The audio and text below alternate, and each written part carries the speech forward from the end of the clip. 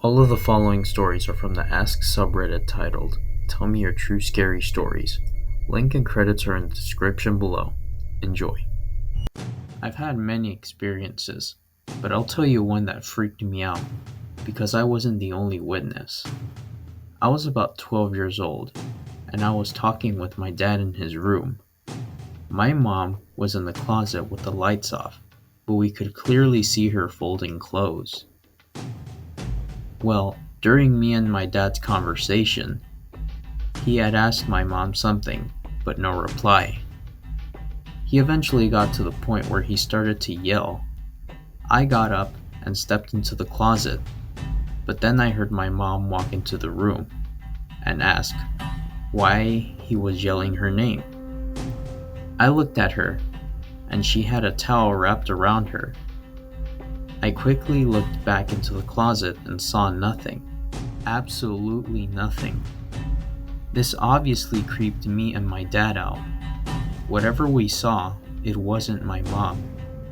Whatever it was, it had her shape and even the bun. My mom always had her hair in a bun. I would have completely thought this was my imagination if it weren't for my dad also being there and seeing it too. Number 9. This story takes place back around 2010, when I was 12. My two best friends and I, along with a few other kids in the neighborhood that were also our age, often rode bikes and explored the neighborhood. Whenever we rode bikes, we started to notice this older white sedan, around a late 90s model, that would follow us around the neighborhood no matter what street we turned on. And they would always go very, very slow and never stop following us. They wouldn't turn in at a house or anything. This went on for several months, and one day one of my friends was able to get the license plate, and that friend's parents contacted the police. The police came out and got information from us, and when they looked up the plate, it did not match the car. So with the behavior of the person in the car and the fact that the license plate didn't match the car, it was possible that the person driving the car was trying to kidnap one of us and had a stolen plate. We never were able to figure out who this person was, and to this day, 13 years later, I still think about this situation and wonder what their intentions were, especially when I'm alone, walking around the neighborhood. I just wonder if they're still out there somewhere, and I hope they're not stalking anyone else. Number 8. When I was 10, me and my grandpa were driving to a ranch in Mexico. It was 3:40 in the morning, and we were driving on a supposedly haunted road. My grandpa had a blue Ford pickup truck. Anyways, my grandpa and I were just making conversation when he said, "This road is haunted. A lady stands on the side of the road asking for rides." So I got scared and started looking out the window. 40 minutes pass and the sun is still down. My grandpa keeps looking at his rear view mirror. I ask him, "What's wrong?" And he replied with, "Nothing." I then look at the mirror and my heart drops. I'm just paralyzed in fear. I see a woman in a white dress with pitch black eyes in the back of the truck. My grandpa looks at the mirror once again, and I'm guessing he sees it as well. He slams on the brakes. We both just look at each other. Then we look at the mirrors, and she's gone. Me and my grandpa addressed what happened and confirmed that we both saw her. We got out of the truck, and we were moments away from falling into a deep ditch off the road. If my grandpa hadn't slammed on the brakes, we could have been dead. Number 7. It happened when I was 11. I was a bit of a problem child then, and had a bad habit of staying up at night. One night, I was sitting in my room. My room is located so that if you open the door to my room, you can see a long corridor in our house directly from it. This corridor is so long that no light enters it at night. And so, I'm sitting in my room and drawing something in the album. At some point, I turn to the door and see something standing in the corridor, similar in height to a child of 8 to 9 years old. And this something was on this long red bag at first. I did not understand what I had just seen. I began to blink, rub my eyes, do everything to unsee it, but it didn't go away. And then the thought, what if it doesn't seem to you at all, flashed through my head. I had no idea what to do. I just turned to the table and tried not to think that this something was actually right outside my door. I did not hear any strange sounds, only the sound of my heartbeat. At some point, I heard footsteps somewhere far away in the corridor. I did not dare to turn around. It turned out that my mother woke up. She came to my room and scolded me for not sleeping. I've never seen anything like it. I still don't know what it was. Number 6. This was one of my first paranormal experiences. I was about 8 or 9. It was a summer night, and I was in my room sleeping because it was so hot I didn't see any blankets to cover myself up.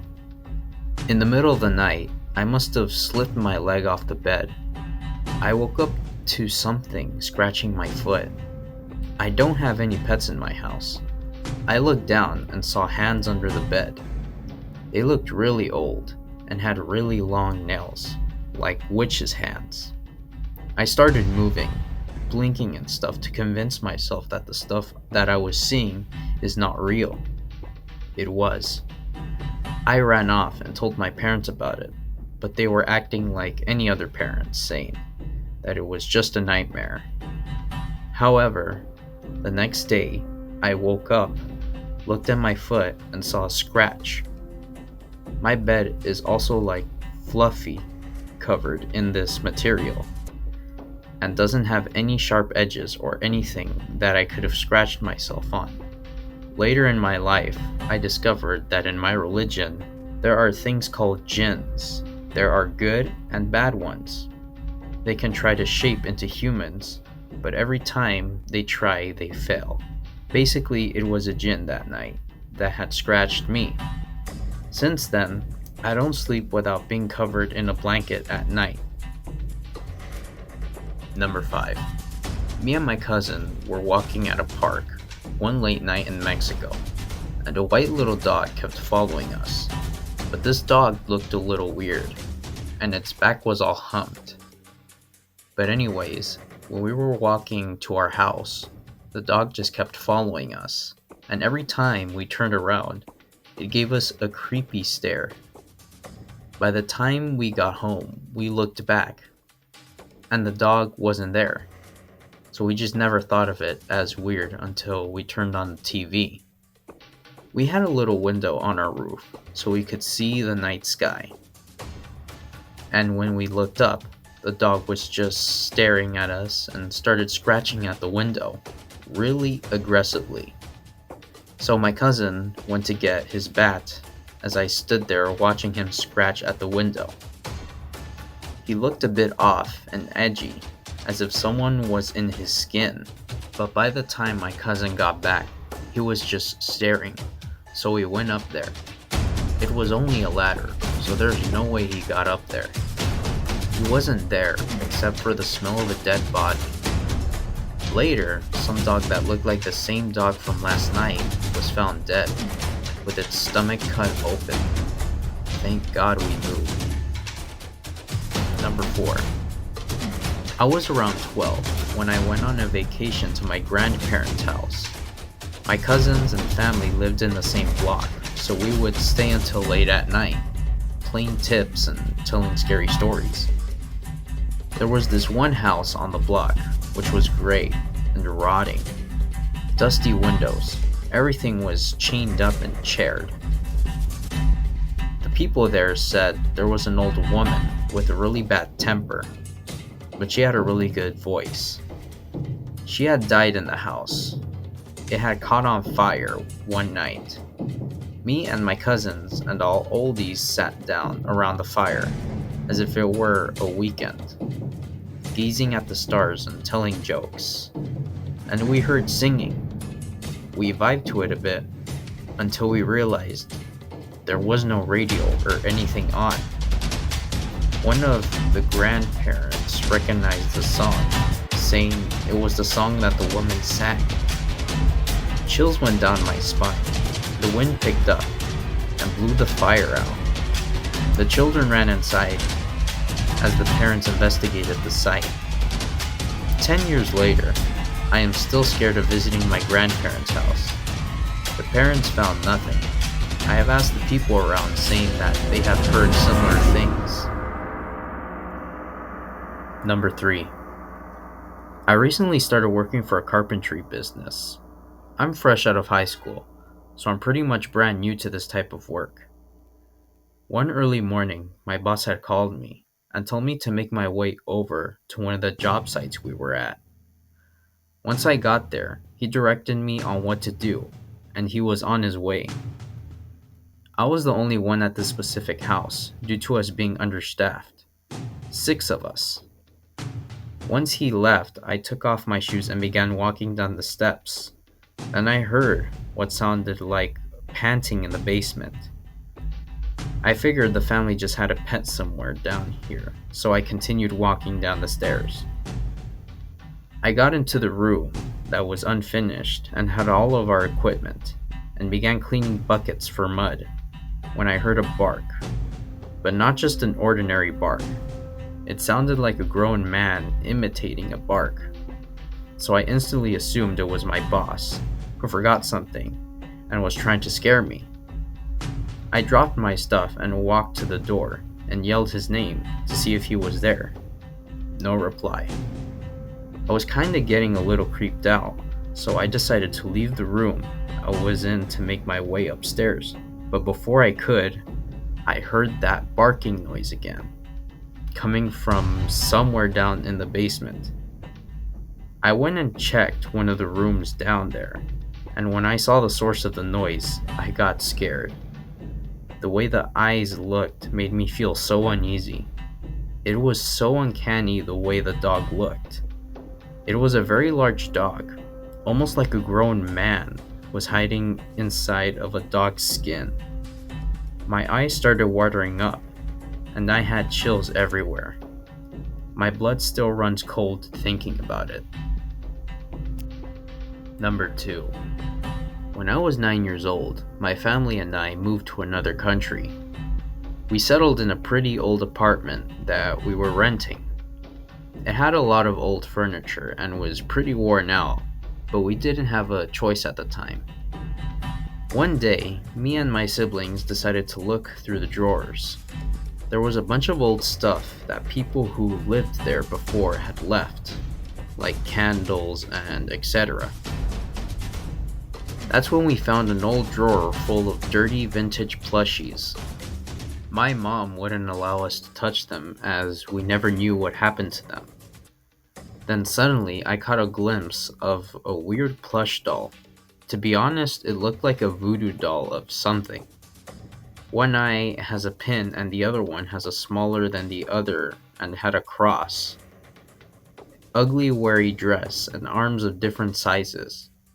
As we were creeped out, we started to joke around about it, laughing at the way it looks.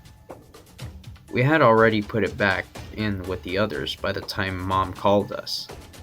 We pretty much forgot about it and spent our day like normal. I remember randomly waking up at around 6 to go to the bathroom. Once I was done, I was just going back to my room when I saw that doll in my parents' room. It was on the table right near the door, so it was seen from the hallway. I got super scared and confused on why it was there, but decided to ask the others once they wake up. Putting the doll back during breakfast, I told the story to my family, thinking it was one of them who took it. All of them denied it. My parents wouldn't take it as they were just disgusted by it. So I started to ask my little siblings, but they were swearing it wasn't them. They were around 4 at the time, and I was pretty sure they couldn't do it. My mom stays up late and would see them if they would wake up. Plus, I woke up pretty early, not giving them the chance to. After all, they were small and they would never go through the long hallway at night just to place a creepy doll in the parents' room, knowing damn well they will get mad. We decided to throw it away the same day, just like the other toys. Never seen it after and never wanting to. Number 1. When I was 9, we had a neighbor who was in a cult. We didn't know that at the time. We knew he was really religious compared to everyone else we knew at the time. And he didn't worship God. Well, not ours anyway. My mother told us to stay away from him as he gave off this weird vibe. Every now and then, about 6 others gathered at his house and stayed there at night. On one of these nights, I awoke to the sound of my window opening. It had no lock. Before I could run, a man grabbed me, and I let out a horrific scream, and my mom came running. The man was startled and dropped me. We grabbed my sister and ran to the other neighbor's house and called the cops. From what I heard, they quickly realized he was with my cultist neighbor, and they raided his house shortly after. They found funny symbols and candles all over the living room, and everyone inside was dressed in robes. I don't know what they planned to do with me, but we moved out as soon as possible, with that town only being 5 houses grouped together in the country. I don't believe these events were broadcasted on the news, and if they were, we wouldn't have been able to see it, because there was no TV in that neighborhood. Got any ideas? Leave them down in the comments, and subscribe if you want to see more. Signing out.